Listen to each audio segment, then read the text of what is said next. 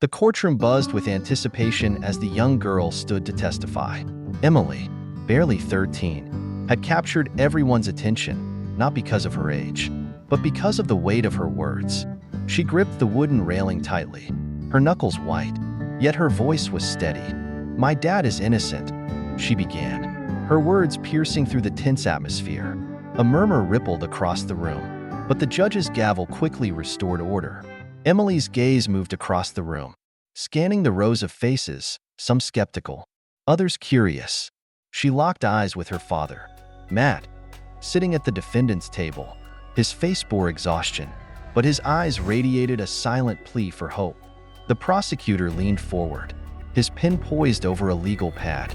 "Emily, are you sure you understand the seriousness of your testimony?" he asked, his tone more patronizing than concerned.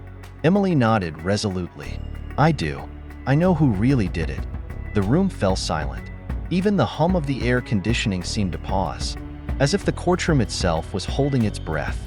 It had been 6 harrowing months since Matt was accused of a crime he swore he didn't commit, the murder of Mr. Richards, a wealthy and influential businessman.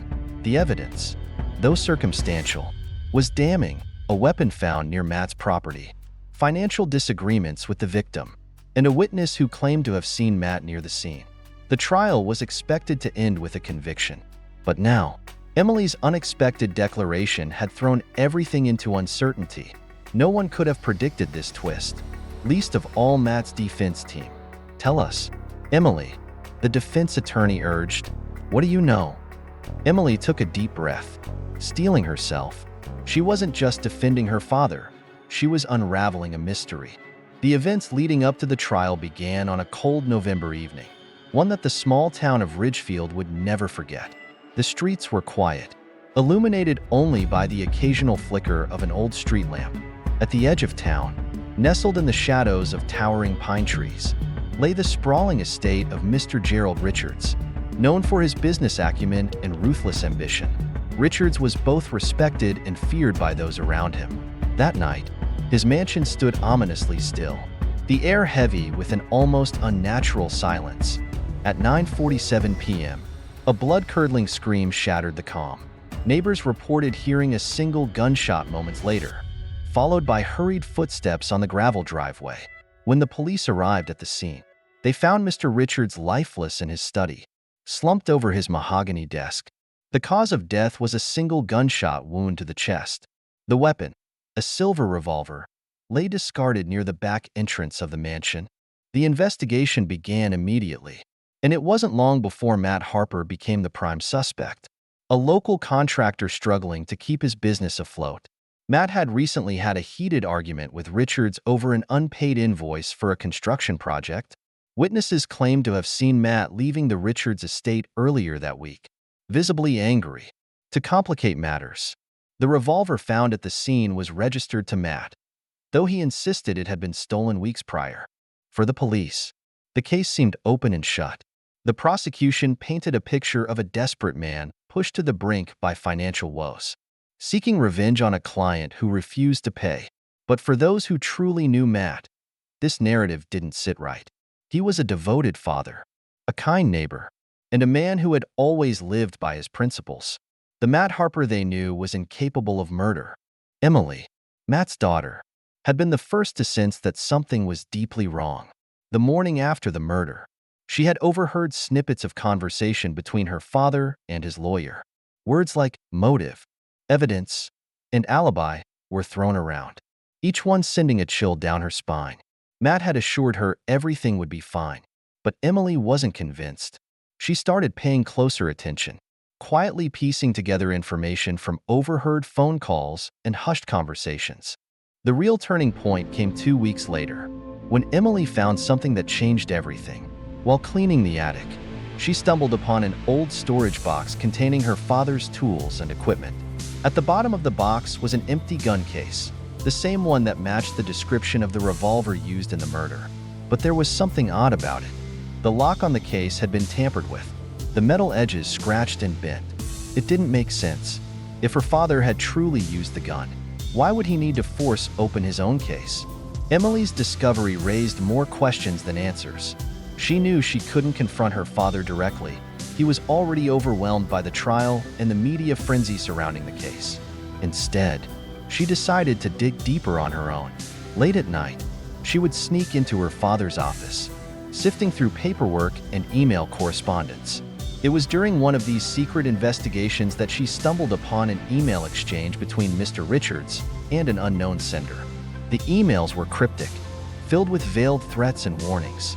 One particular line stood out: "If you don't deliver by the 15th, you'll regret it." The sender's email address was untraceable, but the tone was menacing. Emily couldn't shake the feeling that whoever had sent those emails was somehow connected to her father's case. Her suspicions grew stronger when she overheard a conversation between two of her father's employees, Tom and Greg. They were talking in hushed tones, but Emily managed to catch fragments of their conversation. "Told you not to get involved. Not what we agreed. If the police find out..." The pieces of the puzzle were starting to come together, but Emily still lacked the one thing she needed most: proof.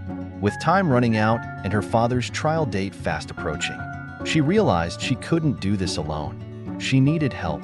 That's when she turned to her best friend, Jake, a tech-savvy teenager with a knack for hacking into secure systems. Together, they devised a plan to uncover the truth. Jake managed to trace the IP address of the mysterious email sender, leading them to a small rental property on the outskirts of town. The property was owned by none other than Richard's business partner, Victor Hayes. Victor had always been a shadowy figure, someone who operated behind the scenes while Richards took the spotlight. Rumors swirled about his involvement in illegal activities, but nothing had ever been proven. Emily and Jake decided to pay a visit to the rental property, armed with nothing but a flashlight and their determination to find answers. What they discovered there was nothing short of shocking. Hidden in the basement of the property was a stash of documents, including forged contracts, financial records, and a detailed map of the Richards estate. Most damning of all was a handwritten note that read, "Matt Harper is the perfect fall guy." It was clear that Victor had orchestrated the entire scheme, framing Matt to divert attention from his own crimes. Emily knew she had to act fast. With Jake's help, she collected the evidence and presented it to her father's defense attorney. But the battle was far from over. Victor was a powerful man with resources at his disposal, and Emily's evidence was circumstantial at best. The defense attorney warned her that it might not be enough to sway the jury. Emily refused to give up. She took the stand at her father's trial, determined to tell the truth, no matter the cost. As she recounted her journey to uncover the real culprit, the courtroom listened in stunned silence. Her testimony was a gamble, but it was one she was willing to take to save her father. The initial incident, the murder of Gerald Richards, had set off a chain reaction that turned Emily's life upside down. But it also revealed her courage, resilience, and unwavering belief in her father's innocence. The truth was finally coming to light, and Emily was determined to see justice served. The days following the revelation of the forged evidence were a whirlwind for Emily and her father's legal team. While Emily's testimony had drawn attention to Victor Hayes, it was still not enough to definitively prove Matt Harper's innocence. To clear her father's name, Emily had to dig deeper, uncovering hidden truths and unearthing connections no one else had dared to explore. The investigation began with a closer look at Victor Hayes' past. Victor was an enigmatic figure in Ridgefield, a man whose business dealings often seemed to exist in a gray area between legality and corruption. Although he had partnered with Gerald Richards on multiple lucrative ventures, whispers of unethical practices and under-the-table dealings followed him everywhere. Emily and Jake decided to investigate Victor's financial records, a daunting task that required more than just determination. It required ingenuity. Jake, with his tech-savvy skills, hacked into Victor's publicly accessible company database. While they couldn't access all of Victor's files, they managed to retrieve invoices, contracts, and emails that hinted at suspicious activity. One discovery stood out: large payments made to an offshore account under a pseudonym. These payments coincided with the weeks leading up to Gerald Richards' murder. What was Victor hiding? Their next step was to retrace Victor's movements on the night of the murder. Emily obtained the police report, which mentioned several eyewitness accounts that placed Victor at a charity gala that evening. However, one detail caught Emily's attention. Victor had left the event early, claiming he had a headache. This was unusual behavior for someone known for using social events to network and solidify business connections. Emily decided to follow this lead and contacted Alice Monroe, a journalist who had been covering Ridgefield's elite for years. Alice was initially hesitant to share any information, but Emily's plea for help and the story of her father's wrongful accusation eventually won her over. Alice revealed that she had seen Victor at the gala that night and remembered how he had been arguing with someone over the phone before abruptly leaving. With this new information in hand, Emily and Jake turned their attention to the mysterious email sender who had threatened Gerald Richards. Jake's previous tracing efforts had led them to the rental property connected to Victor, but now they needed to find out who had actually sent the emails. After hours of combing through metadata and email logs, Jake uncovered another clue. The emails had been sent from an internet cafe in a neighboring town. Determined to pursue this lead, Emily and Jake visited the cafe.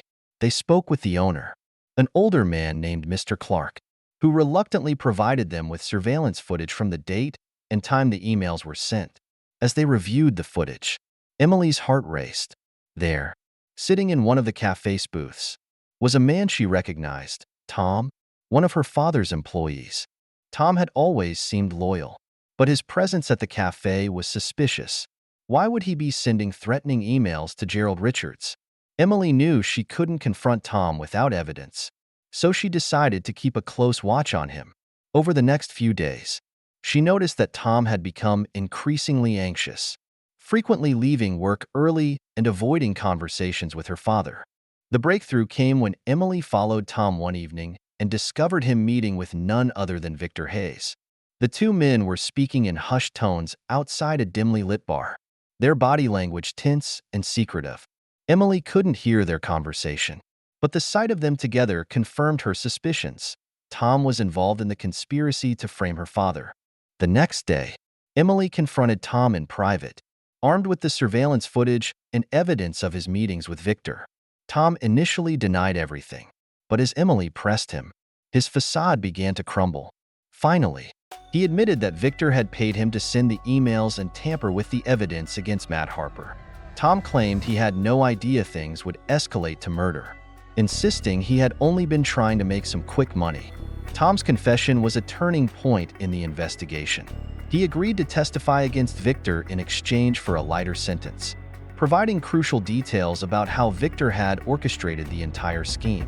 According to Tom, Victor had been embezzling money from his joint ventures with Gerald Richards, and when Gerald discovered the fraud, he had threatened to expose Victor. Fearing the loss of his reputation and fortune, Victor decided to eliminate Gerald and frame Matt Harper as the scapegoat. But Emily wasn't satisfied with Tom's testimony alone. She wanted to find the smoking gun that would definitively tie Victor to the murder. With Jake's help, she returned to the rental property they had previously investigated. This time, they searched more thoroughly, uncovering a hidden compartment in the basement. Inside, they found a safe containing a treasure trove of incriminating evidence, forged documents, Victor's financial records, and, most damning of all, a detailed plan outlining Gerald's murder and the framing of Matt Harper. The plan included notes on how to manipulate the crime scene, plant evidence, and create a plausible timeline that would cast suspicion on Matt. There was even a copy of the email threats sent to Gerald, with annotations in Victor's handwriting.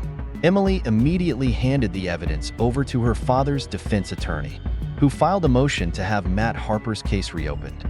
The discovery of Victor's safe sent shockwaves through Ridgefield. The once respected businessman was now at the center of a scandal that exposed not only his role in Gerald's murder, but also his extensive web of corruption. Emily's relentless pursuit of the truth had finally paid off, but the fight wasn't over yet. Victor still had powerful allies and resources at his disposal, and Emily knew he wouldn't go down without a fight. As the trial resumed, Emily took the stand once more, presenting the new evidence and recounting her journey to uncover the truth. Her testimony, combined with Tom's confession and the contents of Victor's safe, painted a damning picture of Victor's guilt. The courtroom was captivated by Emily's courage and determination, and for the first time since her father's arrest, hope began to fill the air. The investigation and first discovery had not only brought Emily closer to clearing her father's name, but had also revealed the lengths to which she was willing to go for justice. It was a testament to the power of perseverance and the unbreakable bond between a father and his daughter. The battle was far from over, but Emily was ready to see it through to the end. The courtroom was packed, tension palpable as the trial resumed with the new evidence brought forward by Emily Harper and her team. Matt Harper, a man who had spent months behind bars for a crime he didn't commit, sat at the defense table with his head held high.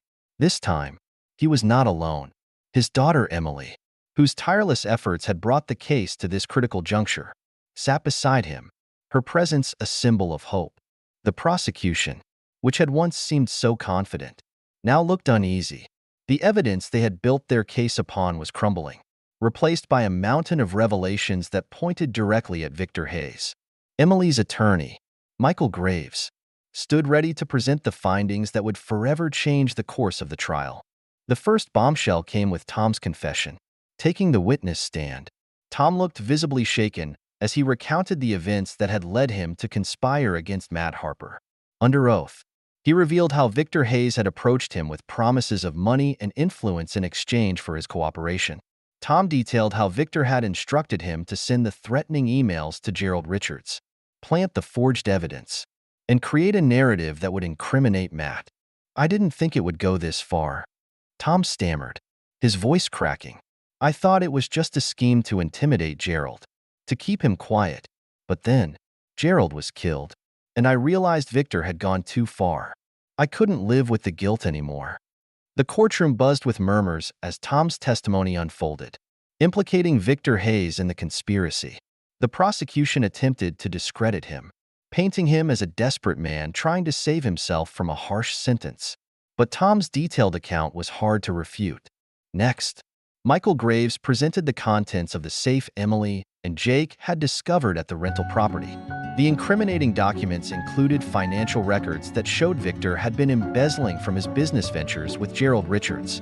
One record stood out, a transfer of funds to an offshore account on the same day Gerald had confronted Victor about the missing money.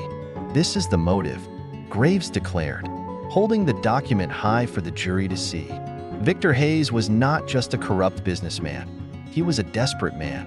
Gerald Richards discovered his fraud and threatened to expose him. Victor couldn't afford to let that happen, so he orchestrated a plan to silence Gerald and frame an innocent man in the process. The most damning piece of evidence was yet to come. Graves called Emily to the stand, knowing her testimony would carry emotional weight.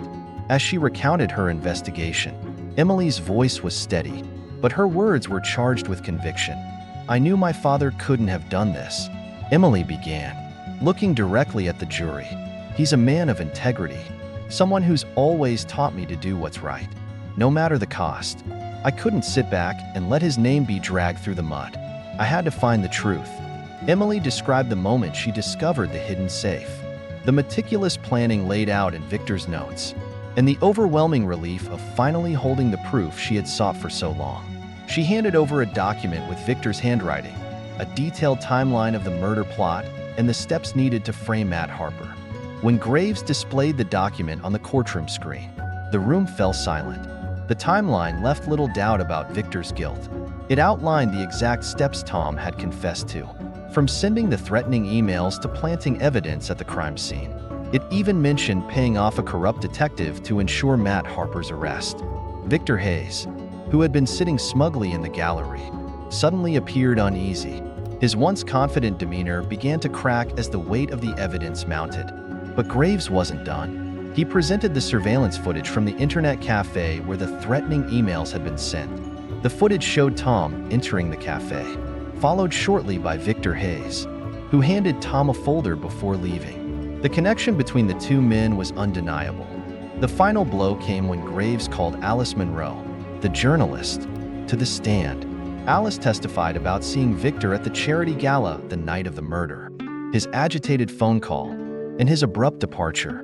She also revealed that Victor had approached her weeks earlier, offering her a lucrative deal to suppress any negative stories about him. The prosecution attempted to poke holes in the defense's case, but their arguments fell flat in the face of the overwhelming evidence. The jury watched intently as Michael Graves delivered his closing statement. "Ladies and gentlemen of the jury," Graves began, his voice firm yet compassionate. "This case is not just about clearing an innocent man's name. It's about exposing the truth and holding the real criminal accountable. The evidence we've presented proves beyond a shadow of a doubt that Victor Hayes is the mastermind behind this tragedy. Matt Harper is a victim, just like Gerald Richards. He's a man who has suffered for far too long, and it's time to set him free." The jury deliberated for hours, but to Emily and Matt, it felt like an eternity.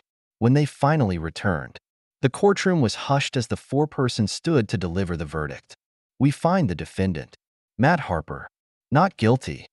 The words echoed through the room, and Emily felt tears of relief streaming down her face. She turned to her father, who was finally free of the burden that had weighed on him for months.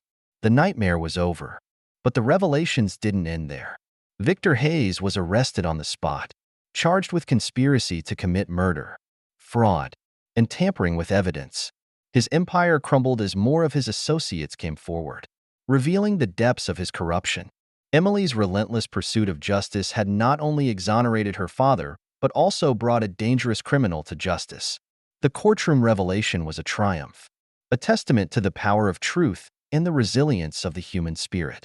For Emily and Matt Harper, it marked the beginning of a new chapter, a life free of shadows, where justice had finally prevailed. As Emily Harper and her team celebrated the courtroom victory, a sense of unease lingered in the air.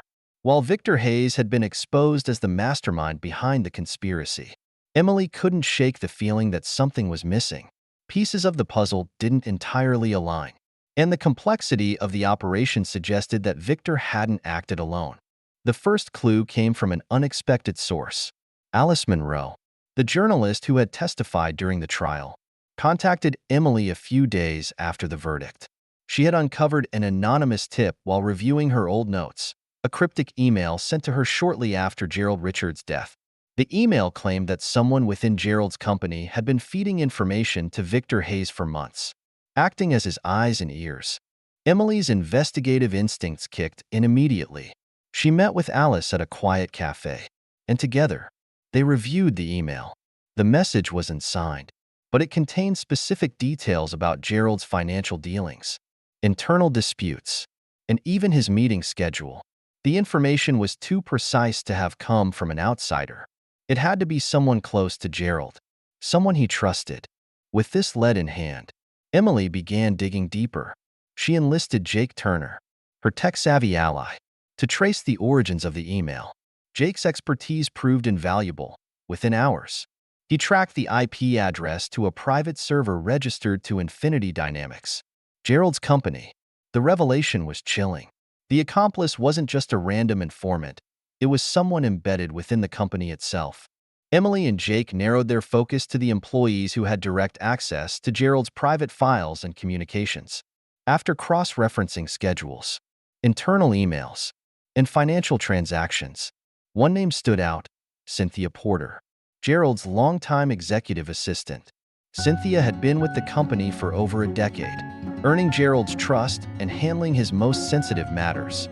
At first glance, Cynthia seemed like an unlikely suspect. She was known for her professionalism and loyalty, often working late to ensure everything ran smoothly for Gerald. But as Emily delved into Cynthia's activities, a troubling pattern emerged. Financial records revealed unexplained deposits into Cynthia's account, all coinciding with major milestones in Victor Hayes' embezzlement scheme. The amounts were significant but carefully calculated to avoid drawing attention. Emily also discovered that Cynthia had been in contact with Tom, the man who had initially confessed to helping Victor. Phone records showed multiple calls between them in the weeks leading up to Gerald's murder. When Emily confronted Tom about the calls, he hesitated before admitting that Cynthia had been the one to introduce him to Victor. "She told me it was just a business favor," Tom confessed. "She said Victor needed someone to handle some technical work and that it would be worth my while. I didn't ask too many questions. I didn't think it would lead to all this." Armed with this information, Emily began piecing together Cynthia's role in the conspiracy. It became clear that she had acted as Victor's informant, providing him with insider knowledge and facilitating his schemes. But Cynthia's involvement didn't end there. Emily uncovered evidence that Cynthia had accessed Gerald's email account on the day of his murder, forwarding critical files to an encrypted address. These files contained incriminating evidence against Victor, suggesting that Gerald had planned to use them as leverage. The final breakthrough came when Jake managed to decrypt one of the forwarded files. Among the documents was a draft of a letter Gerald had intended to send to the board of directors, exposing Victor's fraud and calling for his immediate removal from their joint ventures. The letter was time-stamped just hours before Gerald's death, confirming that Cynthia had known about Gerald's intentions and likely tipped off Victor. Emily's next step was to confront Cynthia directly. With Jake's help, she orchestrated a meeting at Infinity Dynamics, pretending to seek information for a corporate audit. Cynthia, unaware of Emily's discoveries, welcomed her into the office with a polite smile. As Emily questioned her, Cynthia's demeanor began to shift. The once composed assistant grew visibly uncomfortable when Emily mentioned the encrypted email address and the forwarded files. When Emily presented the evidence of the unexplained deposits, Cynthia's facade finally cracked. "I didn't mean for it to go this far," Cynthia stammered, tears welling in her eyes. "Victor promised it would be quick, that no one would get hurt. I thought I was just helping him cover his tracks. I never imagined." Her voice trailed off, and Emily seized the opportunity to press further. "You had a choice, Cynthia. You could have stopped this. Instead, you chose to betray Gerald and align yourself with a man like Victor Hayes. Why?" Cynthia's answer was simple yet devastating. "I was desperate. My husband's medical bills, the debt, we were drowning. Victor offered me a way out, and I took it. I didn't think anyone would find out." With Cynthia's confession recorded and corroborated by the evidence, Emily contacted the authorities. Cynthia was arrested and charged as an accomplice to the conspiracy. Her arrest sent shockwaves through Infinity Dynamics, leaving the company reeling from the betrayal.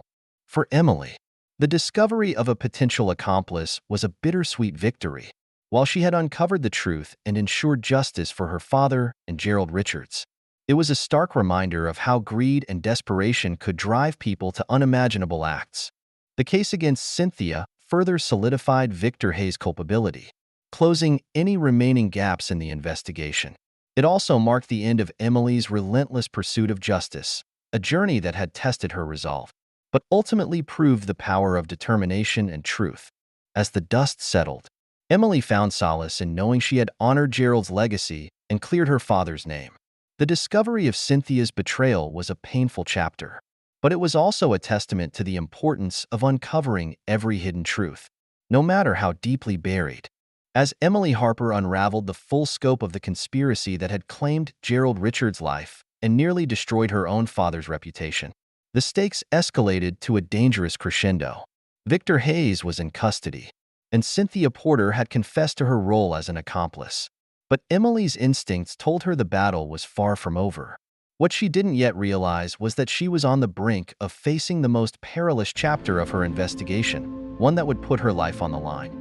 A week after Cynthia's arrest, Emily received a cryptic message. It was an untraceable email that read, "You've gone too far. Stop digging, or you'll regret it." Though unnerving, Emily was no stranger to intimidation. She brushed off the threat, assuming it was the desperate ploy of an associate of Victor's, someone who feared what might come to light in the aftermath of the trial. Still, she forwarded the email to Jake Turner, her trusted ally, and asked him to investigate. Jake's findings only deepened the mystery. The email had been routed through multiple proxy servers, making it nearly impossible to trace. However, he did uncover one crucial detail. The message had been sent from a laptop that had accessed the same private server Cynthia had used to forward Gerald's files. This suggested that someone else within Infinity Dynamics, or someone with access to its network, was still working in the shadows.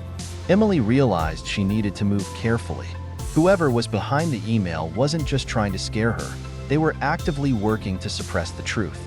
The pressure intensified when she noticed she was being followed. A black SUV seemed to appear wherever she went, whether she was at her office, grabbing coffee, or driving home late at night. At first, Emily chalked it up to paranoia, but her suspicions were confirmed one evening when the SUV attempted to run her car off the road. Emily narrowly avoided disaster, swerving onto the shoulder and watching as the vehicle sped away. Heart pounding, she called Detective Ryan Carter, who had been her ally throughout the investigation. Ryan took her concerns seriously. He assigned officers to patrol her neighborhood and installed a security detail near her apartment. But even with added precautions, Emily knew she couldn't back down. Whoever was trying to silence her clearly believed she was close to uncovering something significant, something worth risking everything to keep hidden. The breakthrough came unexpectedly during a routine meeting with Alice Monroe. Alice had continued digging into Infinity Dynamics, determined to expose the full extent of the corruption that had plagued the company. Over coffee, she shared her latest findings with Emily, a series of offshore accounts tied to a shell corporation called Nexus Holdings. The accounts were linked to significant sums of money, millions of dollars funneled out of Infinity Dynamics over the past 2 years. Victor Hayes had undoubtedly orchestrated the scheme, but the accounts also bore the digital signature of a third party, someone who had facilitated the transactions. "This can't be Cynthia," Emily said, scanning the documents Alice had compiled. She didn't have the technical expertise for something this complex, and Victor was too arrogant to leave a trail like this. Someone else had to be managing these accounts. Alice nodded. "That's what I thought too. And when I traced the signature, it led me to a name I didn't expect, Martin Grayson." Emily froze. Martin Grayson was the chief financial officer of Infinity Dynamics, a man who had been at Gerald's side for years. He had testified during Victor's trial, presenting himself as an upstanding corporate leader who had been blindsided by Victor's crimes. If Martin was involved, it meant the corruption went deeper than Emily had ever imagined. Determined to confront him, Emily arranged a meeting with Martin under the guise of discussing the company's recovery efforts. She met him in his sleek corner office, where the walls were lined with awards and framed photographs of him shaking hands with prominent executives. "Emily," Martin said warmly, gesturing for her to sit. "It's good to see you. I heard about Cynthia's arrest. A shame, really, but I suppose it's for the best.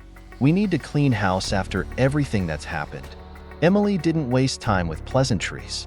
She placed Alice's documents on the desk between them. "Martin, I need you to explain this." His expression shifted subtly, just enough for Emily to notice. "I'm not sure what you're implying," he said, picking up the papers. "I'm implying that these accounts have your signature all over them," Emily said, her voice firm. "You've been working with Victor Hayes from the beginning, haven't you?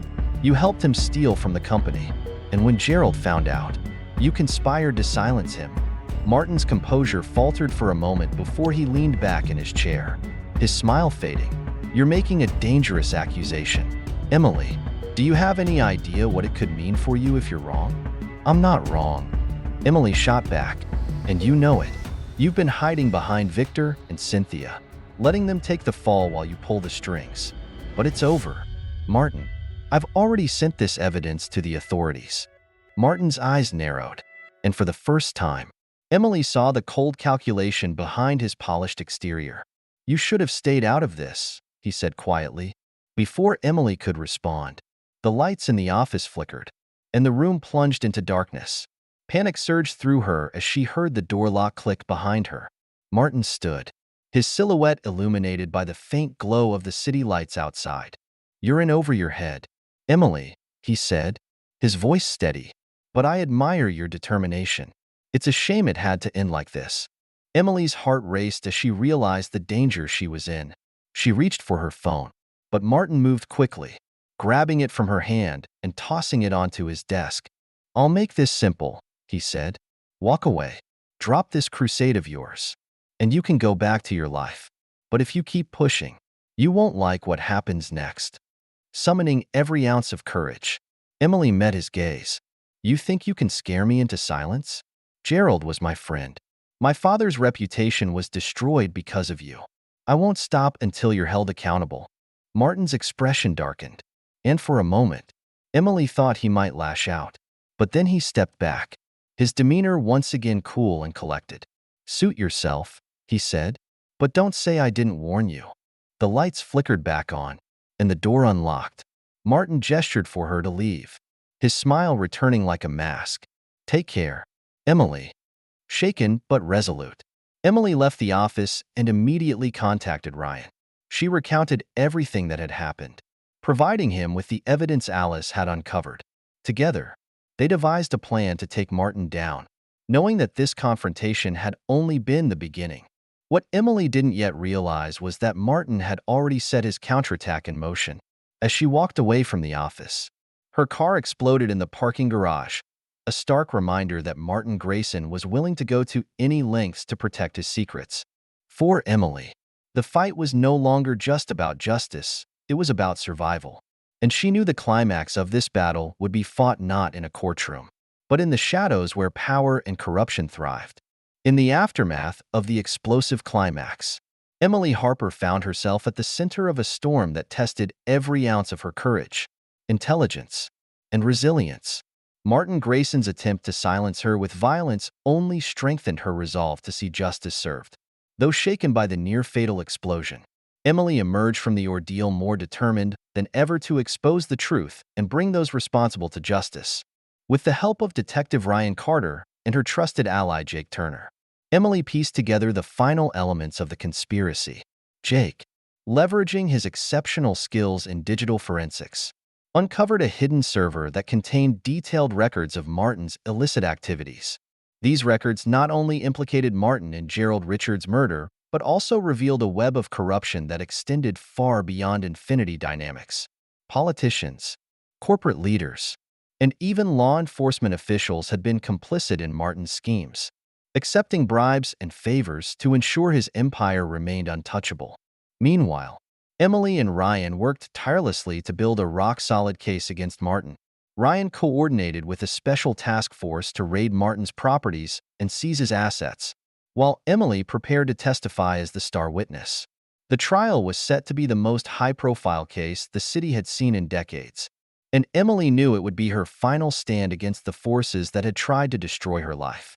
When the day of the trial arrived, the courtroom was packed with journalists, activists, and citizens eager to witness justice in action. Emily took the stand with confidence, recounting every detail of her investigation and presenting the evidence that had been painstakingly gathered. The prosecution laid out a compelling case, using Martin's own records to paint a damning picture of his greed and cruelty. Martin, in a desperate bid to save himself, attempted to shift the blame onto Victor Hayes and Cynthia Porter, claiming they had acted independently. But the evidence was overwhelming, and his defense crumbled under scrutiny. Cynthia, who had agreed to cooperate with the authorities in exchange for a reduced sentence, delivered a devastating testimony that confirmed Martin's role as the mastermind behind the conspiracy. The jury deliberated for only a few hours before delivering their verdict, guilty on all charges. Martin Grayson was sentenced to life in prison without the possibility of parole, and his empire of corruption was dismantled. The fallout was immense, with several high-profile resignations and arrests following the trial. Infinity Dynamics began a long journey toward rebuilding its reputation, under new leadership and with a renewed commitment to transparency and integrity. For Emily, the victory was bittersweet. Though justice had been served, the journey had taken its toll on her. She had lost friends, endured threats to her life, and faced moments of despair that had tested her faith in the system. Yet, through it all, she had remained steadfast in her pursuit of the truth, refusing to let fear or corruption deter her. In the weeks following the trial, Emily returned to her father's home, seeking solace and reflection. Sitting with him on the porch one evening, she finally allowed herself to breathe deeply and take in the peace she had fought so hard to achieve. "You did it," her father said, his voice filled with pride. "You didn't just clear my name, you brought justice to Gerald and so many others. I couldn't be prouder of you." Emily smiled, though her eyes were filled with emotion. "I just wish it hadn't come at such a cost," she said. "Gerald didn't deserve what happened to him. None of them did. But if this proves anything, it's that people like Martin can't win if we don't let them." Her father nodded thoughtfully. "You've shown the world what one person can do when they refuse to back down. That's a powerful lesson." As Emily reflected on her journey, She realized that the moral of her story was not just about fighting corruption or seeking justice. It was about the courage to stand up for what was right. Even when the odds seemed insurmountable, it was about the power of perseverance, the importance of allies, and the belief that truth and integrity could prevail in even the darkest of times. Her story inspired countless others, sparking movements across industries to root out corruption and demand accountability from those in power. Emily became a symbol of hope and resilience, proof that one voice could make a difference. Though the battle was over, Emily knew her work was far from finished. The world was full of challenges, and there would always be those who sought to exploit power for personal gain. But armed with the lessons she had learned and the unwavering support of her allies, Emily was ready to face whatever came next. In the end, the moral of her journey was clear. The fight for justice is never easy, but it is always worth it. And in that fight, the greatest weapon is the courage to speak the truth, no matter the cost.